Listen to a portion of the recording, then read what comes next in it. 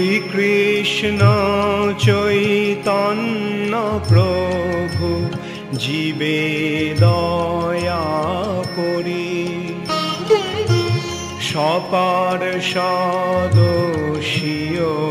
ধাম সহয়াবতরি।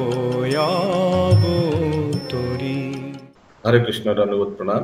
আমরা কৃষ্ণদাস কবিরাজ গোস্বামী কৃত শ্রী শ্রী চৈতন্য চরিতামৃতের ভূমিকায় আছি। শ্রী চৈতন্য চরিতামৃত আমাদের শিক্ষাদান করে যে আত্মা অবিনশ্বর। यही है ना? না তো প্রভুজি, বিভু চৈতন্যের অমৃতময় চরিত সুধা। ये हो गया प्रभु जी। जीवन शक्ति अमर है, ये तो हो चुका है कल। বিভু চৈতন্য হচ্ছেন পরমেশ্বর ভগবান। ওইটা बबीता माता जी, आप चेंज क्यों कर रहे हैं? बबीता माता जी ने जो बोला वही सही है, फ्रॉम चैतन्य चरितामृत। बबीता माता जी, आप इनको आप ठीक पेज दिखाइए, मैं ठीक इसको मैचिंग करा लूंगा। आप पहले ठीक दिखाइए। यही है ना? यही वाला से कंटिन्यू होगा ना जो बबीता माता जी? यस प्रभु जी, यही से होगा। मैंने कल मार्क किया था, यहीं से स्टार्ट होगा चैतन्य चरितामृत। जी जी, यहीं से शुरू होगा चैतन्य। यस।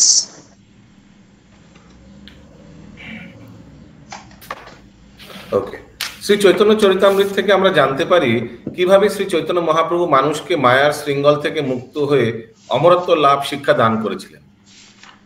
শ্রী চৈতন্য চরিতামৃত বলতে বোঝায় বিভু চৈতন্যের অমৃতময় চরিত সুধা।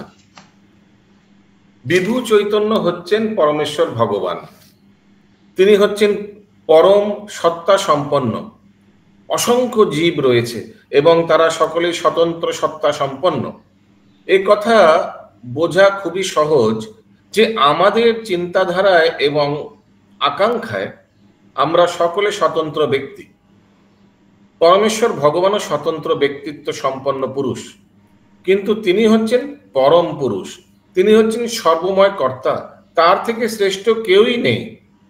ভগবানের সৃষ্টি অতি ক্ষুদ্র জীবদের মধ্যে যোগ্যতা বিচারে একজন আর একজনের চেয়েও বড় হতে পারে বা অধিক ক্ষমতা সম্পন্ন হতে পারে।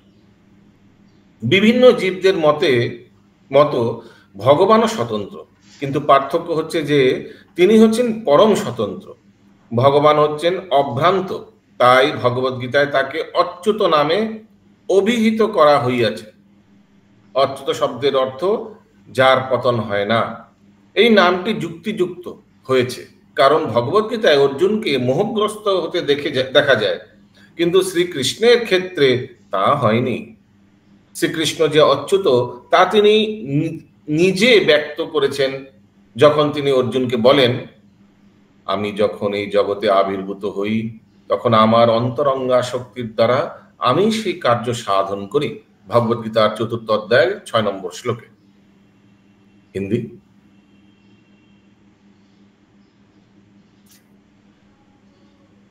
बबीता माता जी जितना हिलाई मत, पढ़िए बबीता माता जी। और वो करना पड़ता दूसरा पेज में, फिर पीडीएफ में है ना, तो प्रॉब्लम हो रहा पड़ता थोड़ा। अच्छा, पढ़िए हिंदी पढ़िए। हरे कृष्णा। चैतन्य चरितामृत हमें बताता है कि चैतन्य महाप्रभु ने लोगों को किस तरह माया के बंधन तोड़कर अमर बनने की शिक्षा दी। अतएव जैसा कि पहले कहा गया है, इस शीर्षक का सही अनुवाद होगा जीवन शक्ति का अमर चरित्र। परम जीवन शक्ति तो पूर्ण पुरुषोत्तम परमेश्वर है। वे परम पुण्य व्यक्ति भी हैं। जीव असंख्य हैं और वे सभी व्यक्ति हैं। ये समझना अत्यंत सरल है। रुकिए, हाँ बोलिए करुणा राजा माता जी। हरे कृष्ण प्रभु जी, धन्यवाद। सुना प्रभु, मुझे कल भी ये लगा था, how can a person become immortal, human being become immortal. ये मुझे कल भी थोड़ा कंफ्यूजन आया था। कौन सा सेंटेंस हमको बताइए, एग्जैक्ट सेंटेंस? ये पहला ही जो lord Chaitanya taught people to break the shackles of maya and become immortal, first line. হ্যাঁ, অমরত্ব লাভের শিক্ষা দান করেছেন শ্রী চৈতন্য বিভু চৈতন্যের অমৃতময় চরিত সুধা। সো মায়ার শৃঙ্খল থেকে মুক্ত হয়ে অমরত্ব লাভ শিক্ষা দান করেছেন। ये जो हम लोग अभी अमर है क्या? नहीं है ना, वो we are not। मृत्यु होता है ना, जी उसीलिए ये भूलोक को मर्तलोक या मृत्युलोक बोला गया है। जी जी जी। भगवान के धाम में मृत्यु होता है? नहीं, तो अमर बोलना ठीक है भगवान के धाम में, बट यहाँ तो नहीं ना। तो महाप्रभु ने शिक्षा दिया किस तरह हम लोग भक्त बनकर भगवान के धाम में जाकर अमरत्व लाभ कर सकते हैं। ओह अच्छा अच्छा, We can go back to okay, God and become immortal, okay। we don't have to again reincarnate every time। पुनर्जन्म बंद हो जाएगा ना। अब्रह्म भुवना लोगा पुनरावर्ती न स्वर्जना मामुपेत्य तु कौनते पुनर्जन्म न विद्यते, अमर हो जाओगे। Okay, okay। But yes, the fact is our soul is immortal. Soul never dies. That is there. Yes, that is true. But in this Jara Jagat, our body dies, and in spiritual world, there is no question. There's no. Okay, thank you। Thank you। Continue, Babita Mataji। इसे समझना अत्यंत सरल है। हम सभी अपने विचारों तथा इच्छाओं में स्वतंत्र व्यक्ति हैं और परमेश्वर भी एक व्यक्ति है, किंतु वे इस बात में भिन्न हैं कि वे सर्वप्रमुख व्यक्ति हैं जिनसे कोई पार नहीं पा सकता। क्षुद्र जीवों में एक जीव दूसरों से किसी न किसी मामले में बढ़कर हो सकता है। भगवान भी इन सभी जीवों के समान एक व्यक्ति है, किंतु वे इस मामले में भिन्न हैं कि वे परम व्यक्ति हैं।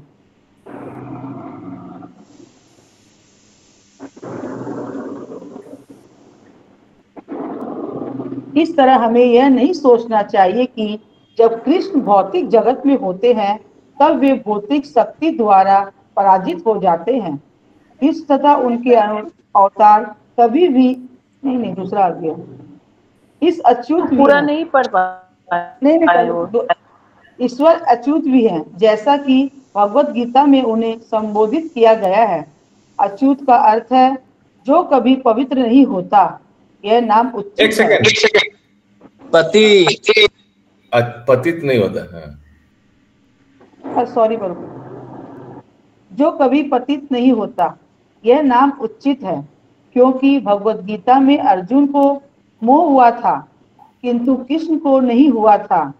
कृष्ण अपनी अच्युतता का प्रदर्शन स्वयं करते हैं जब वे अर्जुन से कहते हैं, जब संसार से प्रकट होता हूँ तब मैं ऐसा अपनी अंतरंगा शक्ति में करता हूँ। भगवत गीता 4.6 में कहा गया। এভাবেই আমাদের চিন্তা করা উচিত নয় যে শ্রীকৃষ্ণ যখন এই জড়জগতে অবতরণ করেন তখন তিনি জড়া প্রকৃতির অধীন হয়ে যান। শ্রীকৃষ্ণ ও তার অবতারগণ কখনোই জড়া প্রকৃতির নিয়ন্ত্রণাধীন হন না। তারা সর্ব অবস্থাতেই মুক্ত। বাস্তবিক পক্ষে শ্রীমদ্ ভাগবতে দৈবী গুণ সম্বন্ধে বর্ণনা করে বলা হয়েছে যে জড়া প্রকৃতির মধ্যে থাকলেও তিনি তার দ্বারা প্রভাবিত হন না। এমনকি ভগবানের ভক্ত যদি এই রকম মুক্ত অবস্থায় প্রাপ্ত হতে পারেন তাহলে ভগবানের সম্বন্ধে কি আর বলার থাকতে পারে। यस दिलीप प्रभु पढ़िए। इस तरह हमें यह नहीं सोचना चाहिए कि जब कृष्ण भौतिक जगत में होते हैं तब वे भौतिक शक्ति द्वारा पराजित हो जाते हैं। कृष्ण तथा उनके अवतार कभी भी भौतिक प्रकृति के वश में नहीं होते, वे सर्वथा मुक्त रहते हैं। वस्तुतः श्रीमद् भागवत में ईश्वरीय प्रकृति वाला व्यक्ति उसे बतलाया गया है जो भौतिक प्रकृति में रहते हुए भी उसके गुणों से प्रभावित नहीं होता। यदि एक भक्त तक ऐसी स्वतंत्रता प्राप्त कर सकता है तो परम भगवान के विषय में तो क्या कहना है। মূল প্রশ্ন হচ্ছে জড়জগতের মধ্যে বাস করেও কিভাবে আমরা জড়জাগতিক কলুষ থেকে মুক্ত থাকতে পারি। শ্রীল রূপ গোস্বামী এই বিষয়ে ব্যাখ্যা করে বলেছেন যে এই জগতে বাস করলেও শ্রীকৃষ্ণের সেবা করার মাধ্যমে আমরা জড়কলুষ থেকে মুক্ত থাকতে পারি। এখন ন্যায়সঙ্গত ভাবে প্রশ্ন করা যেতে পারে কিভাবে আমি সেবা করতে পারি। এটি কেবল ধ্যানের বিষয় নয়, ধ্যান হচ্ছে মনের ক্রিয়া, কিন্তু সেবা হচ্ছে শ্রীকৃষ্ণের জন্য ব্যবহারিক কার্যের অনুশীলন। কৃষ্ণ সেবায় সবকিছু ব্যবহার করতে হবে। আমাদের যা কিছু রয়েছে যা কিছু ব্যবহার্য সে সবই শ্রীকৃষ্ণের জন্য ব্যবহার করা উচিত। কৃষ্ণ সেবায় কোনো কিছুই অব্যবহৃত রাখা উচিত নয়। আমরা আমাদের সবকিছুই ভগবানের সেবায় ব্যবহার করতে পারি, টাইপরাইটার, এরোপ্লেন, গাড়ি, এমনকি ক্ষেপণাস্ত্র পর্যন্ত। ক্ষেপণাস্ত্র মানে we can even use atomic bombs in the service of Lord। मैं बाद में पूछूंगा आप लोग से कैसे। মানুষের কাছে যখন শ্রীকৃষ্ণের বাণী প্রচার করা উচিত, সেটিও ভগবানের সেবা। যখন আমাদের মন, ইন্দ্রিয়, বাক্য, অর্থ ও শক্তি ভগবানের সেবায় নিয়োজিত হয়, তখন আমরা আর জড়া প্রকৃতির মধ্যে আবদ্ধ থাকি না। পারমার্থিক চেতনা বা কৃষ্ণ ভাবনামৃতের প্রভাবে আমরা জড়া প্রকৃতির স্তর অতিক্রম করতে পারি। এটি সত্য যে শ্রীকৃষ্ণ, তার অংশসমূহ এবং তার সেবাপরায়ণ ভক্তরা কেউই এই জড়া প্রকৃতির অন্তর্ভুক্ত নন।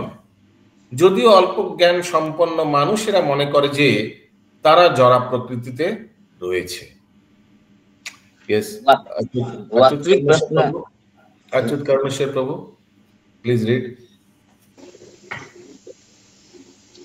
वास्तविक प्रश्न तो यह है कि भौतिक जगत में रहते हुए हम भौतिक कलमश से कलुषित हुए बिना कैसे रह सकते हैं। श्रील रूप गोस्वामी हमें बतलाते हैं कि हम इस जगत में रहते हुए तभी कलुषित रह सकते हैं जब हम कृष्ण की सेवा को अपना अभिष्ट बना ले।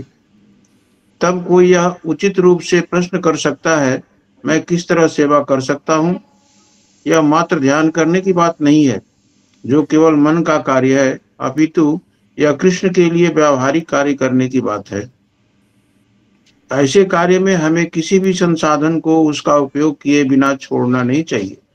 जो कुछ भी हमारे पास हो उसका उपयोग कृष्ण के लिए करना चाहिए। हम प्रत्येक वस्तु का, टाइपराइटर, मोटर कार, हवाई जहाज और प्रक्षेपास्त्र, हर वस्तु का उपयोग कर सकते हैं। यदि हम लोग क्षेपणास्त्र माने अंग्रेजी में उसको मिसाइल जिसे बोला जाता है। हाँ, करेक्ट। मिसाइल। तो आप बताइए कैसे हम लोग भगवान की सेवा में यूज कर सकते हैं। ये तो किसी युद्ध के कारण। प्रश्न का उत्तर दीजिए। मैंने पूछा कैसे इसको भगवान की सेवा में यूज कर सकते हैं। अच्छा, बी टू द पॉइंट। हाँ, बोलिए। ये तो किसी कारणवश ही हो सकता है प्रभु। यस, दिलीप प्रभु। संकीर्तन क्या बोलते हैं, नगर कीर्तन। नगर कीर्तन में मिसाइल यूज कीजिएगा। मतलब एक तरह से होता है ना पूरा। हरे कृष्ण। यस, कैसे हम लोग मिसाइल यूज कर सकते हैं भगवान की सेवा में। एनीबडी? अद्भुत चरण प्रभु। हरे कृष्ण प्रभु जी। जब हम उस पोस्ट पे हैं, जैसे राजनीतिक पोस्ट पे हैं, तो इस मिसाइल का यूज किया जा सकता है अधार्मिक लोगों के लिए। हाँ, दूसरे अधार्मिक देश आपको परेशान कर रहे हैं तो उनको सबक सिखाने के लिए ना आप लोग को भजन कीर्तन में बाधा डाल रहे हैं, so then you can use अधार्मिक। अच्छा। आप हमको दिखाइएगा कैसे संकीर्तन। हम तो अभी डर के, हम सोचा था संकीर्तन निकालेंगे हम लोग ये ठंड में, विंटर में, हमको डर लग रहा है, हम मिसाइल छोड़ देंगे। हरे कृष्ण प्रभु जी। हाँ। एक तरह का मिसाइल हमारे पास है जिसको हम यूज कर सकते हैं, हरे नाम संकीर्तन। मैं वही बोलना चाहता था माया से लड़ने के लिए। ओके, अगला पैरा। श्री चैतन्य चरितामृत আমাদের শিক্ষাদান पूरा नहीं हुआ। ओ सॉरी। हर वस्तु का उपयोग कर सकते हैं। यदि हम लोगों को केवल कृष्ण भावनामृत के विषय में बतलाएं तो हम सेवा करते हैं, तो भी हम सेवा करते हैं। इस तरह यदि हमारे मन, इंद्रियां, वाणी, धन तथा शक्ति का उपयोग कृष्ण की सेवा में होता है तो हम भौतिक प्रकृति में नहीं रह रहे हैं। आध्यात्मिक चेतना या कृष्ण भावना के बल पर हम भौतिक प्रकृति के स्तर को पार कर जाते हैं। यह तथ्य है कि कृष्ण, उनके अंश तथा उनके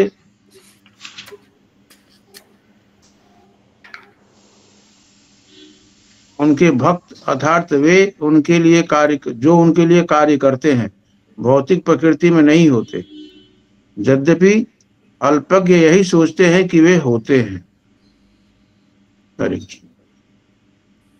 শ্রী চৈতন্য চরিতামৃত আমাদের শিক্ষা দান করে যে আত্মা অবিনশ্বর এবং চিৎ জগতে আমাদের কার্যকলাপও অবিনশ্বর। মায়াবাদীরা মনে করে যে পরম তত্ত্ব হচ্ছে নির্বিশেষ নিরাকার। তারা তর্ক করে যে সিদ্ধ অবস্থা প্রাপ্তির পর মুক্ত আত্মার আর কথা বলার প্রয়োজন হয় না। हरे कृष्ण, क्या बोलता है, एक बार मुक्त हो जाने के डिवोटी माने एकदम प्योर डिवोटी बातचीत करने का कोई दरकार ही नहीं है, কথা বলার দরকার হয় না ভগবান के धाम जाकर। কিন্তু বৈষ্ণব বা কৃষ্ণ ভক্তদের মত অনুসারে যখন কেউ সেই উপলব্ধির স্তরে উন্নীত হয় তখনই যথার্থ কথা বলা শুরু হয়। তারা বলেন আমরা যে সমস্ত কথা বলেছি সেই সবই অর্থহীন ও অবান্তর। এখন আমরা প্রকৃত কথা বলতে শুরু করব, সেই কথা হচ্ছে কৃষ্ণ কথা। আত্মতত্ত্বজ্ঞানী মৌন অবলম্বন করে তাদের এই যুক্তির সমর্থনে মায়াবাদীরা এই সম্বন্ধে জলপাত্রের দৃষ্টান্ত দিয়ে থাকে।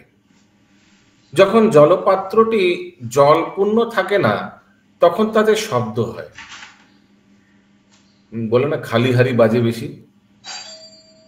আর যখন তা জলে পরিপূর্ণ থাকে তখন তাতে কোনো শব্দ হয় না। কিন্তু আমরা কি কলছি? জলের পাত্রের সঙ্গে আমাদের কি তুলনা করা যায়?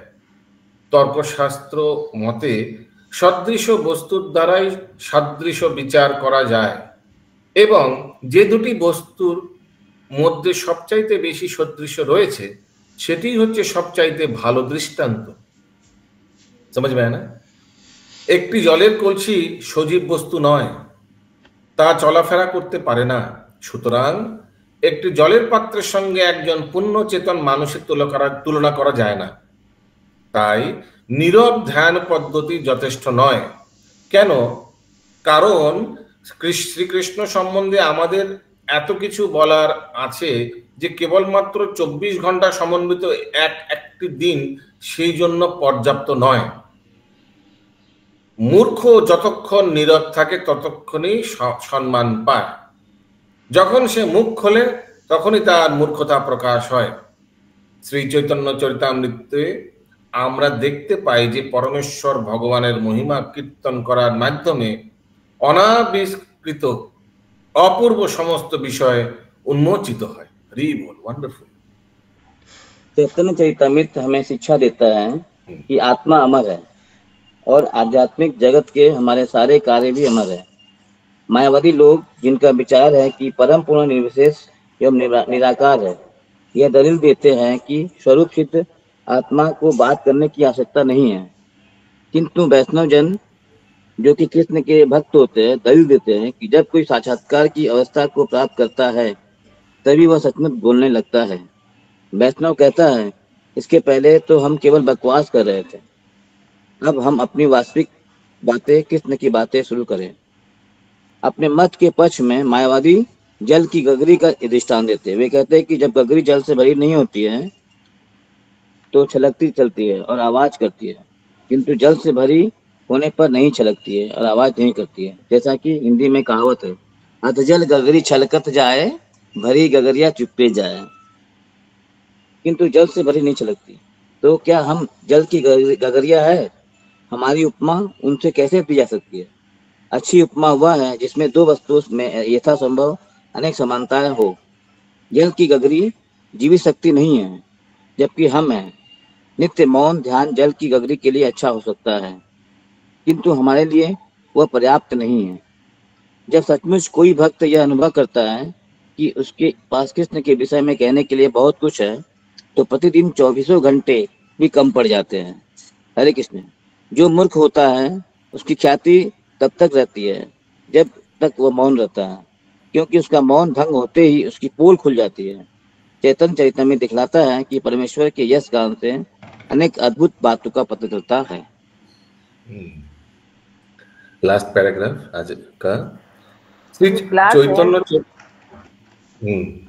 চৈতন্য চরিতামৃতের প্রারম্ভে শ্রীল কৃষ্ণদাস কবিরাজ গোস্বামী লিখেছেন, আমি আমার গুরুবর্গকে আমার প্রণতি নিবেদন করি। গুরু পরম্পরার সম্বন্ধে নির্দেশ প্রদান করার জন্য তিনি এখানে বহুবচন প্রয়োগ করেছেন। গুরু পরম্পরার সম্বন্ধে निर्देश प्रदान करार জন্য তিনি এখানে বহু বচন প্রয়োগ করেছেন। যে जिस तरह हम लोग वंदे गुरु श्री गुरु বহু বচন, এমন নয় যে তিনি কেবল তার গুরুদেবকেই প্রণতি নিবেদন করছেন। तो कविराज गोस्वामी का गुरुदेव कौन है? नित्यानंद प्रभु, स्वरूप दामोदर। रघुनाथ दास गोस्वामी কথা বলা হচ্ছে, नित्यानंद प्रभु শিক্ষাগুলো পেয়েছে না। আর কবিরাজ গোস্বামী নিত্যানন্দ প্রভুর থেকে দীক্ষা নিয়েছেন। হ্যাঁ, নিত্যানন্দ প্রভু থেকে না, রঘুনাথ দাস গোস্বামী। রঘুনাথ দাস গোস্বামী থেকে ছিল না কালকে এই প্রসঙ্গ। এনিওয়েজ, না, রঘুনাথ প্রভু, নিত্যানন্দ প্রভু থেকে আগের বারে একবার এটা ডিসকাশন হয়েছিল। আচ্ছা, ঠিক আছে। এমন নয় যে তিনি কেবল তার গুরুদেবকে প্রণতি নিবেদন করেছেন, ভগবান শ্রীকৃষ্ণ থেকে শুরু করে সমগ্র গুরু পরম্পরাকেই তিনি প্রণতি নিবেদন করেছেন। এভাবেই পূর্বতন সমস্ত বৈষ্ণবগণকে সর্বোচ্চ সম্মান প্রদর্শন করার জন্য গ্রন্থাকার গুরুদেবের বেলায় বহু বচন প্রয়োগ করেছেন। ইয়েস, বলুন সুভাষ বাবু। এই মহাকাব্যের প্রণেতা কৃষ্ণদাস কবিরাজ গোস্বামী ষোড়শ শতাব্দীর আশেপাশে কোনো এক সময় জন্মগ্রহণ করেন এবং তিনি চৈতন্য মহাপ্রভুর বিশ্বস্ত অনুগামী রঘুনাথ গোস্বামীর শিষ্য ছিলেন। সেটা তো আমি বলছি। लिखा हुआ रघुनाथ गोस्वामी। प्रभु जी, रघुनाथ दास गोस्वामी और प्रभु जी गोस्वामी से उन्होंने। हाँ, अद्भुत चंद्र प्रभु क्या बोला आपने लास्ट? हरे कृष्ण प्रभु जी। रघुनाथ दास गोस्वामी उनके गुरु थे और रूप गोस्वामी और सनातन गोस्वामी से उन्होंने भगवान की लीलाएं सुनी थी चैतन्य। हाँ, दीक्षा गुरु उनके रघुनाथ दास गोस्वामी, नित्यानंद प्रभु नहीं है। कहीं पे भी वर्णन नहीं है। हाँ, गायत्री माता जी। पहले तो आया था प्रभु जी, मैंने रघुनाथ दास गोस्वामी उनके गुरु है। स्वरूप दास गोस्वामी से वो रघुनाथ दास जी मैंने ये सुने थे। यस। गुरु परंपराके प्रणति निवेदन करार पर ग्रंथाकार भगवानेर भक्तদের स्वयं भगवानके तार अवतारगणके भगवानेर प्रकाशदेरके এবং শ্রীকৃষ্ণের অন্তরঙ্গা স্বরূপ শক্তিকে প্রণতি নিবেদন করেছেন। শ্রী চৈতন্য মহাপ্রভু হচ্ছেন একাধারে ভগবান, গুরু, ভক্ত, অবতার, অন্তরঙ্গা শক্তি ও অংশে প্রকাশের মূর্তিমান পুরুষ। তার ভক্ত স্বরূপে শ্রী নিত্যানন্দ প্রভু হচ্ছেন ভগবানের প্রথম প্রকাশ।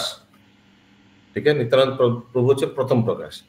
অদ্বৈত আচার্য হচ্ছেন ভক্তের অবতার, গদাধর হচ্ছেন অন্তরঙ্গা শক্তি এবং ভক্তরূপে তথস্থা জীব শক্তি হচ্ছেন শ্রীবাস। তাই রামানুচার্যের বর্ণনা অনুসারে শ্রীকৃষ্ণকে কখনো এককভাবে চিন্তা করা যায় না, হয় না। তাকে সমস্ত প্রকাশ সমূহ সামগ্রিকভাবে উপলব্ধি করতে হয়। বিশিষ্ট অদ্বৈত দর্শনে ভগবানের শক্তি, প্রকাশ ও অবতারদের বৈচিত্র্যের মধ্যে এক বলে বিবেচনা করা হয়েছে। পক্ষান্তরে বলা যায় ভগবান এইগুলি থেকে ভিন্ন নন, সমস্ত কিছুই নিয়ে ভগবান। हिंदी यस, कोई पढ़िए, कोई जो नहीं पढ़ा अभी तक पढ़िए।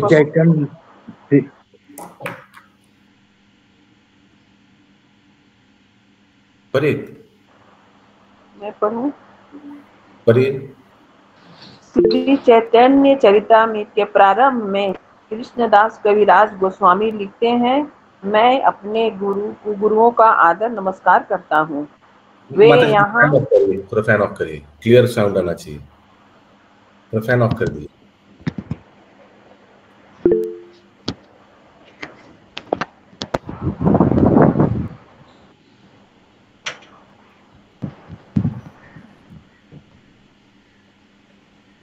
देखिए दोनों आवाज में फर्क देखिए। चैतन्य चरितमृत के प्रारंभ में कृष्णदास कविराज गोस्वामी लिखते हैं, मैं अपने गुरुओं का सादर नमस्कार करता हूँ। वे यहाँ बहुवचन द्वारा प्रयोग गुरु शिष्य परंपरा को इंगित करते हैं, करने के उद्देश्य से करते हैं। ऐसा नहीं है कि वे केवल अपने गुरु को नमस्कार करते हैं, वे तो पूरी परंपरा को, शिष्य परंपरा की पूरी श्रृंखला को नमस्कार करते हैं जो स्वयं कृष्ण से शुरू होती है। इस प्रकार गुरुओं शब्द में संबोधन से समस्त पूर्ववर्ती गुरुओं की प्रति लेखक का अतीत सम्मान प्रदर्शित होता है।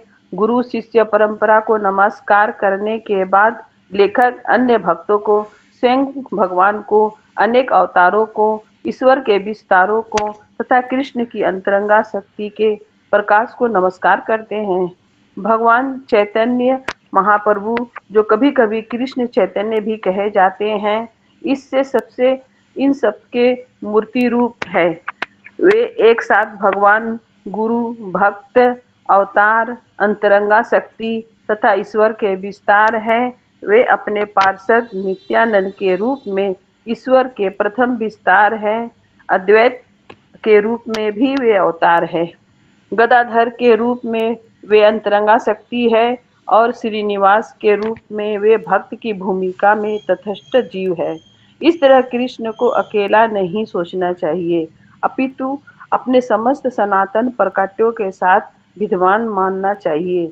जैसे कि रामानुजाचार्य ने बतलाया है कि विशिष्ट द्वैत दर्शन में ईश्वर की शक्तियां विस्तार तथा अवतार विविधता में एकता माने जाते हैं।